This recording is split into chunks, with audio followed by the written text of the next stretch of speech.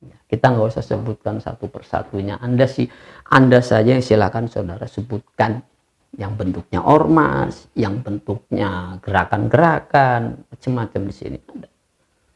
Ya, yang jelas dari sini sumbernya firqah-firqah itu dari, kalau nggak dari Wahabi ya dari Ahlus Sunnah, Aswaja dan sebagainya. Nah itu saudara, apakah Islam yang dipahami secara sekterian, aliran, madhabiyah, firqotan yang bisa memikul rahmatan lil alamin? Itu pertanyaannya. Itu pertanyaan besar. Saya pastikan nggak akan bisa memikul konsep ini.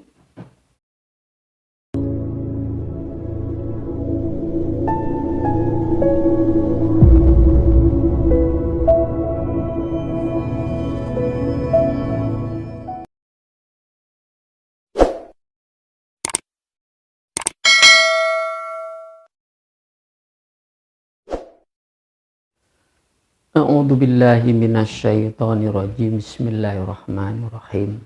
Assalamualaikum warahmatullahi wabarakatuh.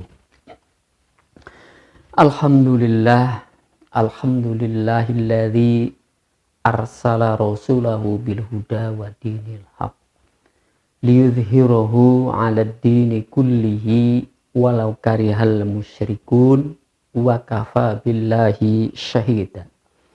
Asyhadu an la ilaha illallah wahdahu la syarikalah wa asyhadu anna Muhammadan abduhu wa rasuluh, amma ba'd.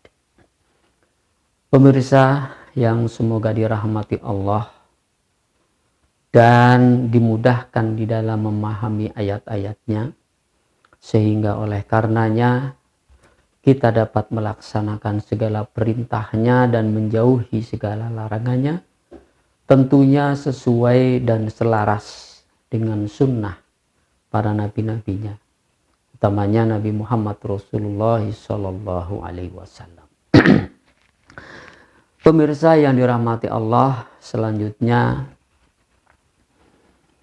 marilah kita kembali mengkaji ayat-ayat Allah, di mana ayat-ayat Allah merupakan hudan, merupakan petunjuk bagi kita, khususnya bagi muslim dan mukmin, agar apa yang menjadi persoalan hidup ini mendapati sebuah bimbingan.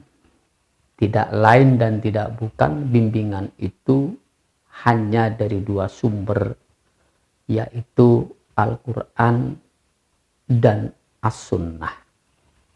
Itu sudah menjadi keyakinan kita dan sudah menjadi keyakinan secara umum bagi seluruh umat Islam. Nah, baiklah saudara pemirsa, sebagaimana biasa materi yang akan kita kaji tentu selalu saya landaskan kepada Al-Quran. Ya, jadi kalau mau berbicara tentang benar dan salah itu sumbernya dulu kita letakkan paling utama.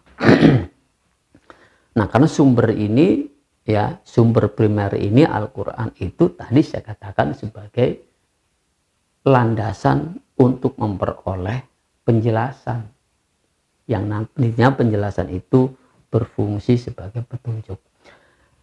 Nah, baiklah saudara pemirsa, sekaligus juga sudah saya berikan judulnya di sini, ya, berjaya di bawah naungan Panji Rahmatan lil Alamin. Nah, Panji itu artinya bendera. Ya. Ya, di bawah bendera Rahmatan lil Alamin. Nah, ini landasannya. Jadi kalau mau berbicara rahmatan lil alamin, ya sumbernya di Quran.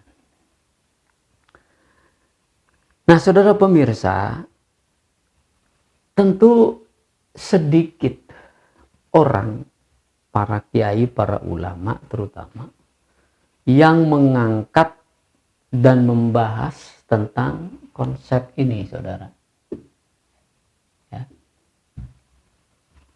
Ya, tentang konsep rahmatan lil alamin.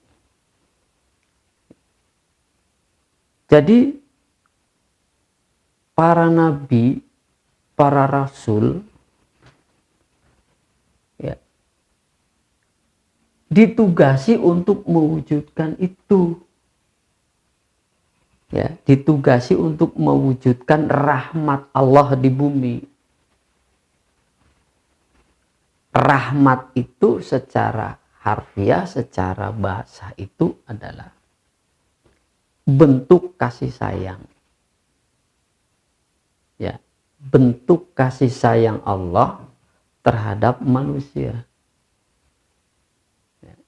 Dan itu Allah berikan tanpa pandang bulu. Pokoknya yang judulnya manusia itu diberikan rahmat. Ya, tentu dengan tujuan agar manusia itu nantinya hidup di atas rahmat, yang dia juga bisa memberikan rahmat kepada lainnya. Itulah nabi dan rasul ditugasi untuk menciptakan kehidupan yang rohima, yang rahmatan, yang penuh dengan kasih sayang. Namun untuk mewujudkannya, ya, banyak orang yang tidak tahu. Wa ma arsalnaka illa rahmatan lil alamin, ya. Tetapi la ya'lamun, banyak manusia walakin aktsarun nas la ya'lamun. Wa ma arsalnaka, dan tidaklah aku utus kamu, wahai para nabi, wahai para rasul, illa kafatan linnas, kecuali diutusnya kepada siapa? Kepada seluruh. Kafatan, kafatan itu seluruh anas, manusia, berarti tidak pandang bulu. Pokoknya judulnya manusia. Sebagai apa diutusnya Rasul? Basyiron wa nadhira, memberikan kabar gembira dan peringatan. Walakin aktsarun nas la ya'lamun, tetapi kebanyakan manusia banyak yang tidak mengerti, banyak yang tidak tahu. Ya, wa ma arsalnaka, tidaklah aku utus engkau wahai Rasul, ya, illa, kecuali untuk menebarkan rahmat lil alamin. Nah, bahkan kepada semesta, kepada alam semesta. Secara khususnya di sini manusia, secara keseluruhannya adalah alam semesta, karena manusia yang bagian daripada alam. Nah, untuk menciptakan kehidupan seperti itu kehendak Allah. Manusianya harus mengikuti, kan begitu. Karena untuk kebaikan manusia, sampai-sampai diutus nabi dan rasul, begitu. Nah, jadi itu konsep dari Allah. Konsep dari Allah itu berarti ini ajaran Allah. Ajaran Tuhan. Kalau bicara manusia kan, ya, enggan menyebut Allah, ya Tuhan gitu. Ya, bagaimanapun judulnya, bagaimanapun caranya, bagaimanapun jenisnya, yang namanya manusia itu memang Allah berkehendak memberikan kebaikan gitu. Hanya berupa rahmat. Rahmatan lil alamin. Ajaran Tuhan, ajaran ilahi. Jadi rahmatan lil alamin itu ajaran ilahi. Rahmatan lil alamin adalah konsep Tuhan. Konsep Allah yang dibawa oleh para nabi dan para rasul. Nah, jadi persoalannya karena banyaknya manusia yang tidak mengerti, tidak memahami, maka terjadilah problem. Nah, itu dia problem. Nah, problem itu merupakan bentuk nyata daripada kehidupan yang namanya manusia. Dan Allah memang sudah mempersiapkan itu semua. Problem-problem yang ada itu adalah ujian. Ujian bagi para nabi, ujian bagi para rasul, ujian bagi para syuhada, ujian bagi para mukmin. Nah, itu saudara. Nah, berdasarkan itu semua, jadi sebenarnya Allah menghendaki hanya ada satu konsep saja. Gitu. Tapi dalam faktanya, dalam kenyataannya, dalam kehidupannya, memang di situ ya hadir lebih dahulu. Ya, hadir lebih dahulu apa? Hadir lebih dahulu penentangnya gitu. Ya kalau dilihat dulu awal-awal kehidupan itu kan mana duluan sih iblis dengan Adam? Ya, kan iblis duluan. Kan yang negatif duluan. Kan soal duluan. Baru jawaban. Tuh kalau mau dilurut awal-awalnya paling awal gitu. Kehidupan paling awal itu ya kan yang ada yang hadir di situ yang negatif duluan. Iblis dulu baru Adam alaihissalam. Orang-orang kafir dulu, orang-orang munafik dulu, orang-orang fasik dulu, orang-orang yang gak karuan dulu, baru turunlah para nabi dan rasul. Jadi para nabi dan rasul itu adalah jawaban. Ya sekarang dalam soal ujian aja saudara. Ya, saudara dikasih apa dulu? Yang ada di situ kan lembaran soal. Anda disuruh jawab. Berarti soal dulu baru jawaban kan? Siapa yang menjawab? Anda. Jadi dites dengan soal. Maka yang suruh jawab siapa? Anda. Kan begitu. Digelar oleh Allah persoalan. Nah, setelah persoalan itu muncul, kewajiban Anda harus menjawab. Dengan apa jawabnya? Ya dengan bimbingan dari Allah. Kan begitu. Kan makanya huwaladzi arsala rasulahu bil huda. Allah mengutus Rasul dengan membawa petunjuk. Arti petunjuk itu adalah bimbingan yang diberikan oleh Allah kepada nabinya untuk menjawab soal yang ada. Begitu saudara. Nah, begitu pula para nabi dan para rasul, begitu semuanya modelnya. Nah, oke, itu sebagai landasan saya akan bicara menjelaskan kesananya. Nah, dalam kehidupan ini, ya kan, dulu zaman Rasulullah itu, ya konsepnya yang lebih dahulu ada untuk menata hidup itu, ada Nasrani, ada Yahudi, ada Majusi. Nah, jadi sebelum Nabi Muhammad diutus ke bumi ini sudah ada soal adanya Majusi, adanya Nasrani, adanya Yahudi. Ini konsep hidup. Produk orang, produk manusia gitu. Ya, produk manusia. Lalu Allah mengutus nabinya, mengutus rasulnya, membawa bagaimana cara hidup menurut Allah. Diberikanlah kepada nabi-nabinya, dalam hal ini ada Nabi Muhammad Rasulullah, membawa ajaran ilahi yang bernama Al-Islam. Allah kasih nama inna dina indallahil Islam. Jadi din yang diberikan, yang diperintahkan oleh Allah untuk mensiarkan di muka bumi adalah cara hidup model Islam. Cara hidup model Islam itu dibawa oleh Rasul. Jadi ini soal, ini jawaban. Begitu saudara. Nah, nanti di sini akan mengerucut menjadi dua. Ini bersatu Nasrani dan Yahudi. Nasrani dan Yahudi. Iya, benar.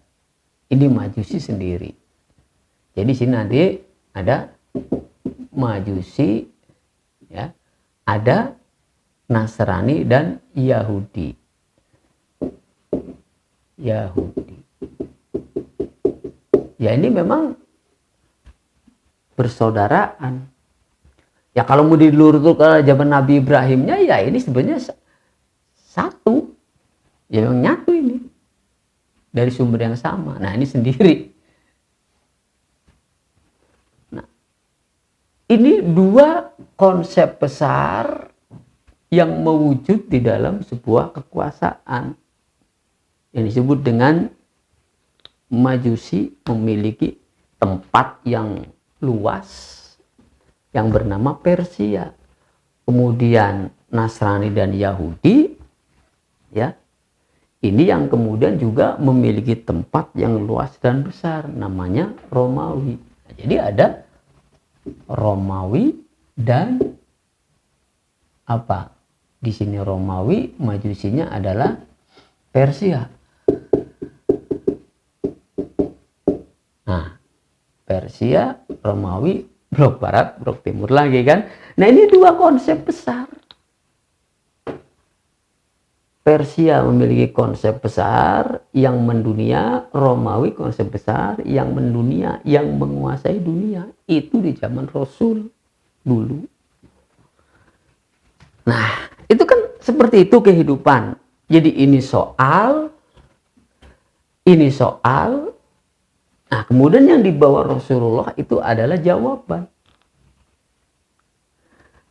Lantas bagaimana dengan hari ini? Langsung saja saudara, kalau ini udah diurai sama saya sebelumnya. Ini diurai. Sama juga yang dihadapi oleh mukmin, yang dihadapi oleh muslim, konsep besarnya adalah liberalisme. Ajaran yang mendunia, liberal, dan komunisme. Ini ajaran yang mendunia. Ya. Jadi liberalisme dan komunisme ini konsep untuk menata hidup dan kehidupan manusia.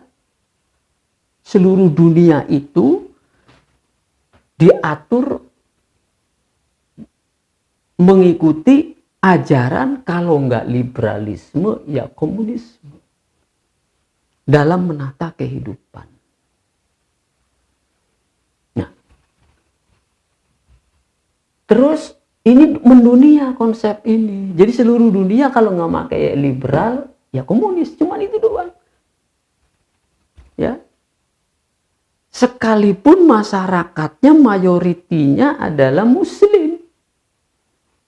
Ya, kalau nggak pakai sistem liberal, ya komunal. Kalau nggak pakai sistem ajaran liberalisme, ya ajaran komunisme.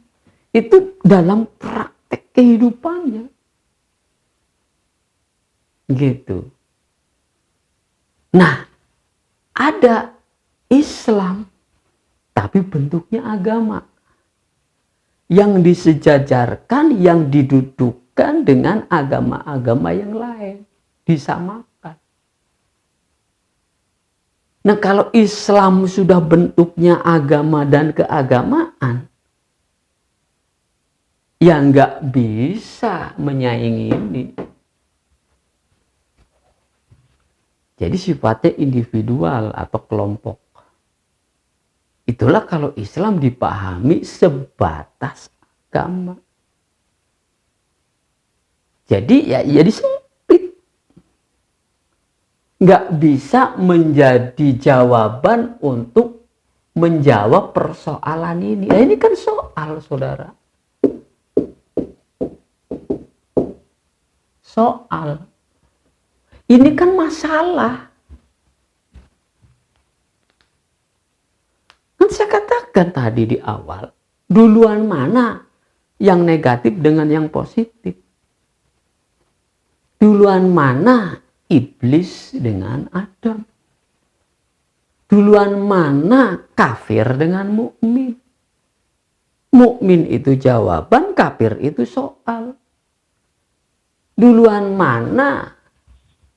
Kan? Soal dengan jawaban. Lalu siapa yang akan membawa jawaban? Mukmin, yes. Ya. Seperti apa mukmin yang akan membawa jawaban? Ya kriterianya tentunya yang berdasarkan ini. Sunnah para nabi-nabinya yang kita bawakan dari ayat-ayat nantinya. Ya. Jadi Islam itu jawaban. Oke, ikuti saja.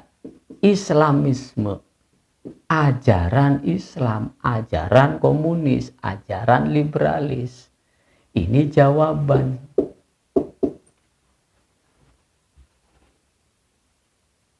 Jadi jangan dibawa untuk menjawab tantangan, ya. Jangan Islamnya dibawa kepada pemahaman agama. Kalau pemahamannya agama doang, apakah salah, Pak? Islam itu disebut dengan agama? Enggak salah. Memang secara ritual, secara mahdiyah, Islam itu agama. Yang bersifat vertikal itu agama. Keyakinan individual, vertikal, mahdiyah, seperti saum, seperti ya pokoknya dalam rukun Islam itu tuh. Syahadat, sholat, puasa, zakat, haji. Secara mahdiyah itu sebutannya agama, nggak salah. Dan inilah luar biasanya Islam itu agama, iya. Ya. Tetapi Islam tidak sama dengan agama. Agama adalah bagian daripada Islam, begitu. Jadi ini agama, Islamnya itu lebih besar lagi.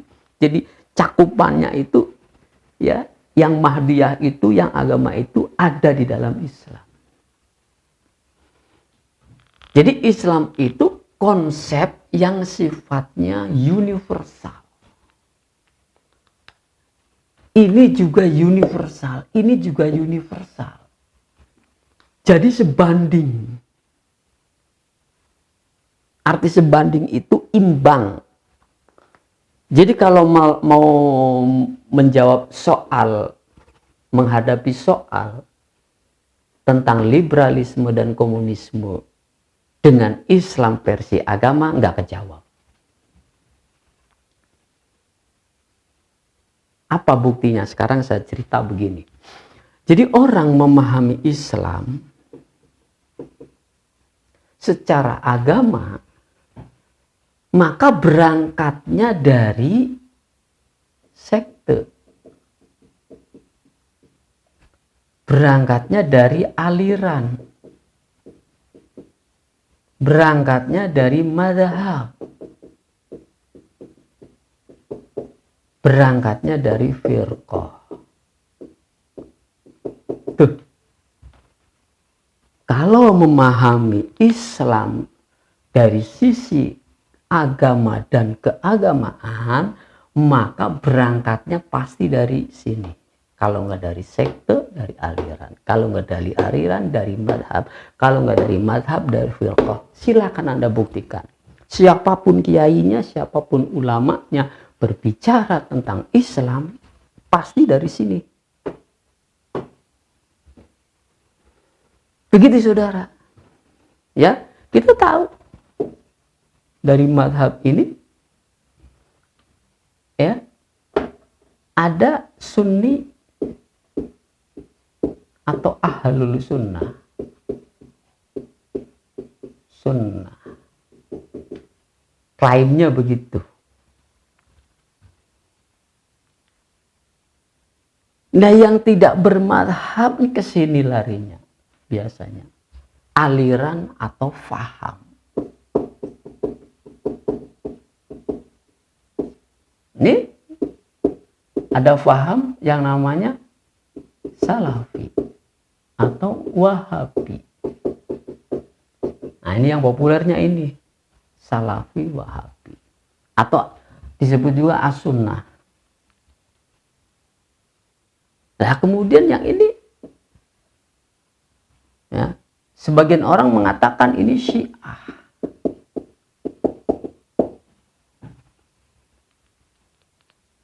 Ya, sampai faham Sunni dan Wahabi mengklaim menuduh ini bukan Islam.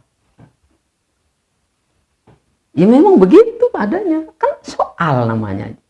Jadi ngakunya sama-sama Muslim, tapi terjadi di situ perseteruan yang nggak ada henti-hentinya. Ini dengan ini nggak sama, berseteru secara akidah. Ini dengan ini kemudian ke sini juga sama. Maka muncullah firqah-firqah. Bentuk-bentuk kecil ya tentu dari sini lahirnya. Ada firqah dari Salafi, ada firqah dari Sunni, ada firqah Wahabi, ada firqah Sunnah. Nah, Syiah pun juga sama, ada firqah-firqahnya. Kan Syiah itu kan ada yang ekstrim, ada yang setengah ekstrim, ada yang moderat istilahnya. Moderat itu artinya dia keyakinannya Syiah tetapi tidak memberikan justifikasi, apalagi memusuhi, enggak ada. Ya, bukan Rafidhahnya gitu. Kalau Rafidhahnya ya memang sangat ekstrim. Ya, begitu, sangat ekstrim. Nah, muncullah firqah-firqah di sini. Ada yang bentuknya yayasan, ada yang bentuknya ormas, ada yang bentuknya apalagi namanya itu ya gerakan-gerakan lah di sini. Kita nggak usah sebutkan satu persatunya. Anda saja yang silakan saudara sebutkan yang bentuknya ormas, yang bentuknya gerakan-gerakan, macam-macam di sini ada. Ya, yang jelas dari sini sumbernya firqah-firqah itu dari, kalau nggak dari Wahabi ya dari Ahlus Sunnah, Aswaja dan sebagainya. Nah itu saudara, apakah Islam yang dipahami secara sekterian, aliran, madhabiyah, firqatan yang bisa memikul rahmatan lil alamin? Itu pertanyaannya. Itu pertanyaan besar. Saya pastikan nggak akan bisa memikul konsep ini.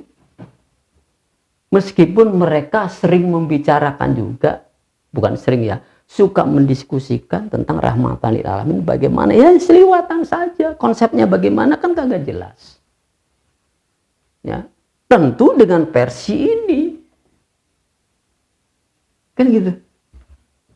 Tentu dengan versi keagamaan tentang masalah rahmatan lil alamin.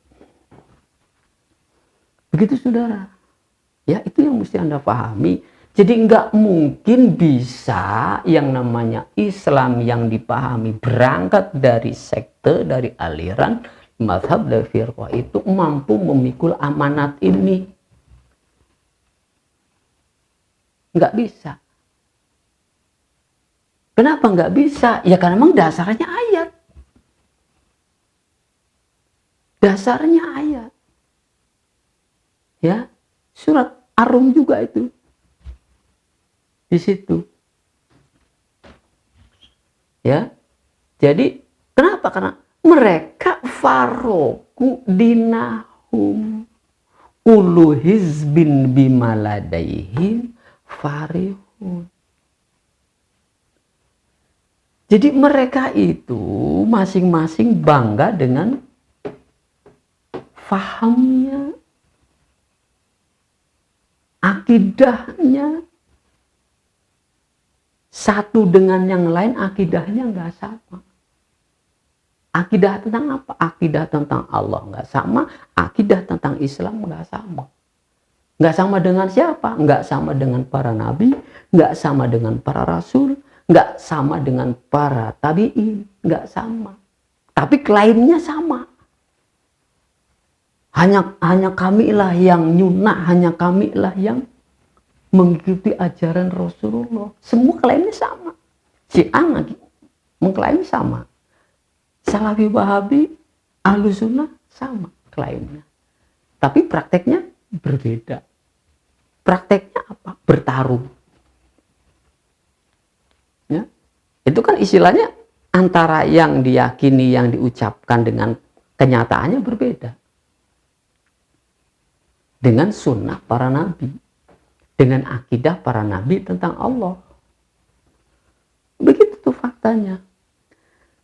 Nah, jadi itu landasan saya berargumentasi mengapa ini tidak akan mampu, tidak akan bisa membawa misi rahmatan lil alamin, karena ini juga soal.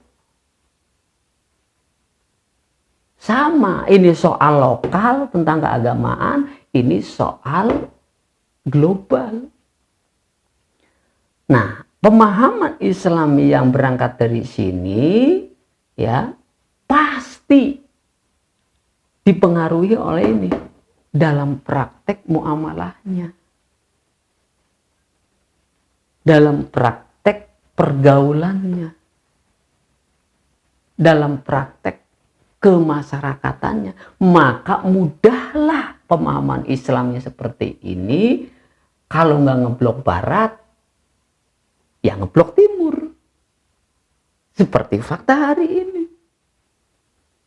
Walaupun mereka tidak merasa menjadi blok barat atau menjadi blok timur. Kalau nggak merasa blok barat, ya didekati oleh timur. Ya. Di kop, ya istilahnya dikuasai. Jadi ini adalah umat Islam pada umumnya yang memahami ini adalah berada di bawah kekuasaan, kalau nggak liberalis ya komunis. Itulah umat Islam yang sekarang faktanya seperti itu. Jadi tidak mampu, tidak bisa mengangkat Islam sebagai rahmat. Ya. Jadi Islamnya ini menjadi konsep lokal, padahal yang dihadapi konsepnya konsep global. Ya, Islam itu sebenarnya konsep global.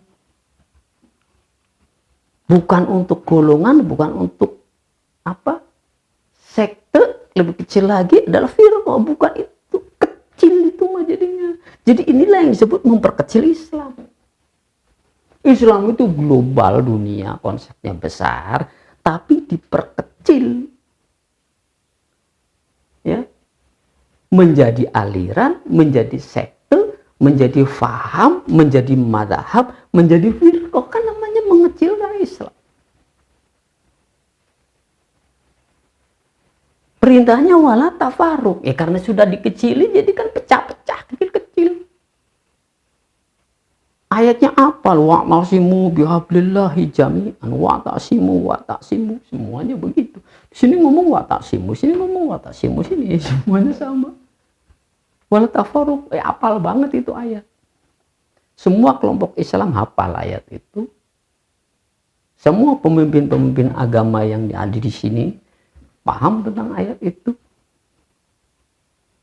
Itu satu poin. Poin berikutnya sama juga. Ya. Ramai dibicarakan tentang Imam Mahdi. Ya, Imam Mahdi juga sama. Yang berbicara sekte, yang berbicara aliran, yang berbicara mazhab, yang berbicara firqah. Ya. Masuk lagi di sini kalau bicara Imam Mahdi. Ya. Firqah yang lain. Kepercayaan, keagamaan, ada Hindu, ada Buddha, ada Kristen, sama berbicara tentang kemunculan sang imam yang digadang-gadang, sehingga muncullah di situ narasi dan cerita yang irasional. Saya katakan irasional. Pemahaman tentang Imam Mahdi irasional. Jadi irasional itu ya nggak ketemu rumusannya, nggak bisa menjawab hari ini, nggak bisa. Hari ini yang dihadapi ini kok jawabannya kan Islam, konsepnya rahmatan lil alamin. Jadi sulit Islam diangkat oleh ini. Begitu. Nah, jadi agar Islam itu bisa menjadi konsep yang mendunia sebagai jawaban untuk menjawab soal yang ditimbulkan oleh liberalisme dan komunisme, ya Quran, imamah. Imamnya Quran. Coba ini perhatikan bahasa ini, imam. Di sini ada. Allah berfirman, Allah berkalam, qala inni ja'iluka. Tuh. Sesungguhnya aku jadikan engkau linnasi imaman. Ketemu kata-kata imam.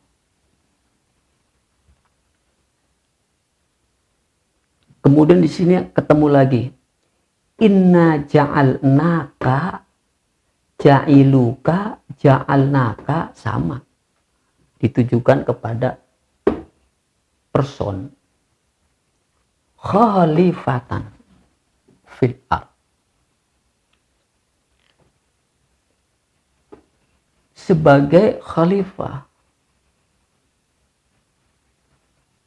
Khalifahnya siapa? Khalifatullah.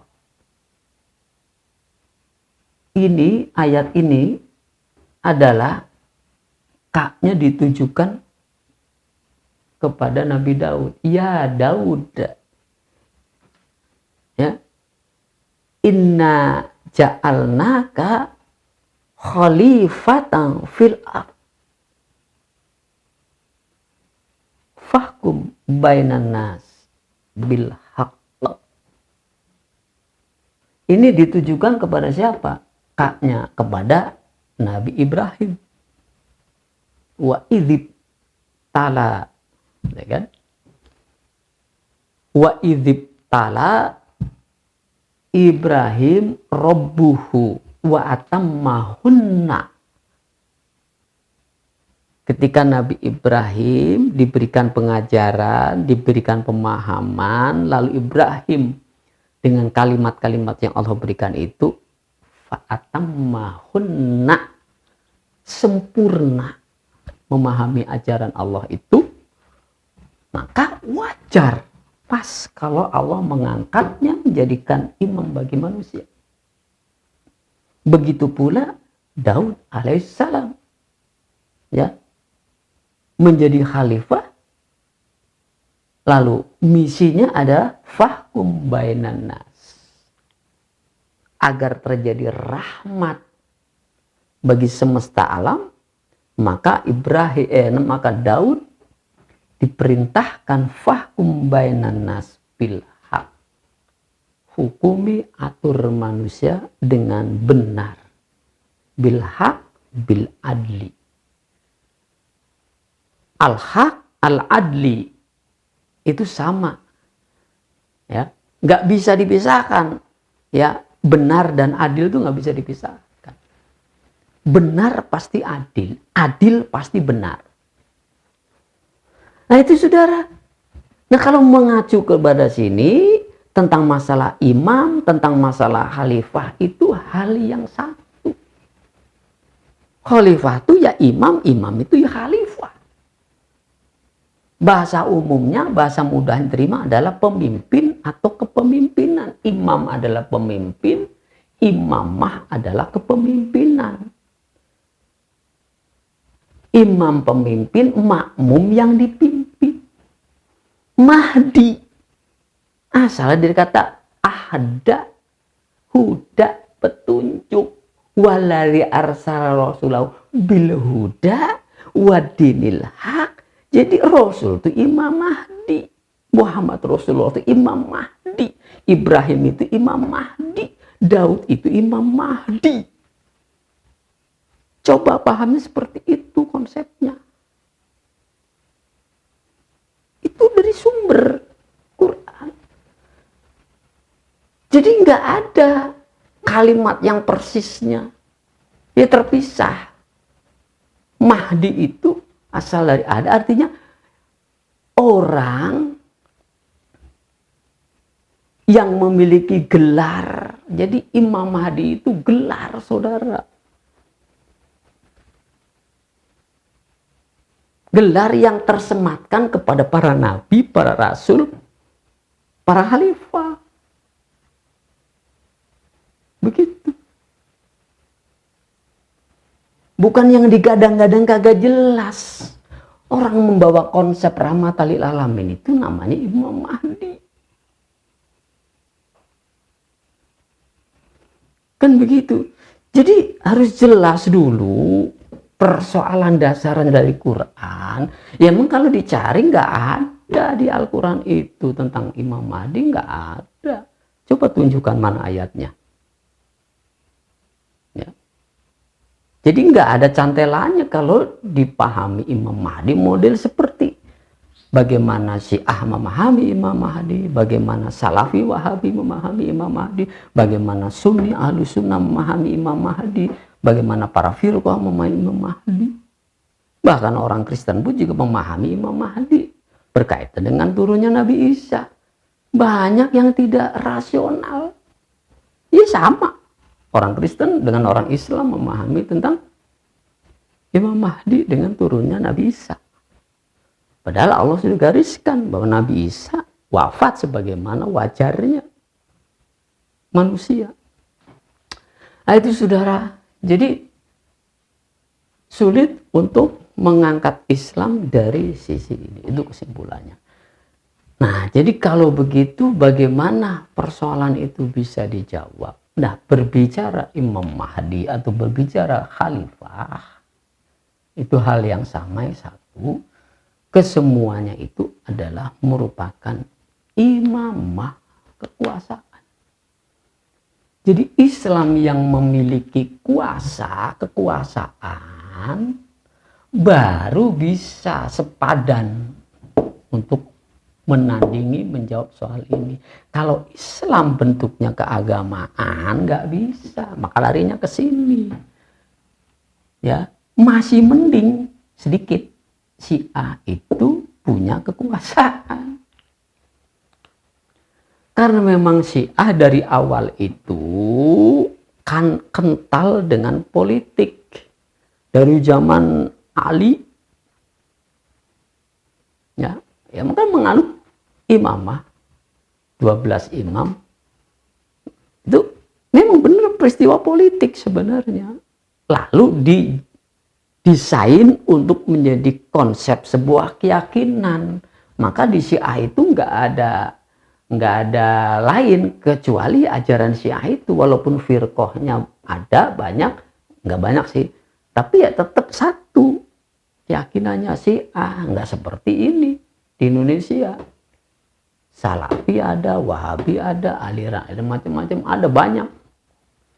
Jadi Syiah mampu menghimpun umatnya ya saat itu, terus sampai sekarang punya kuasa.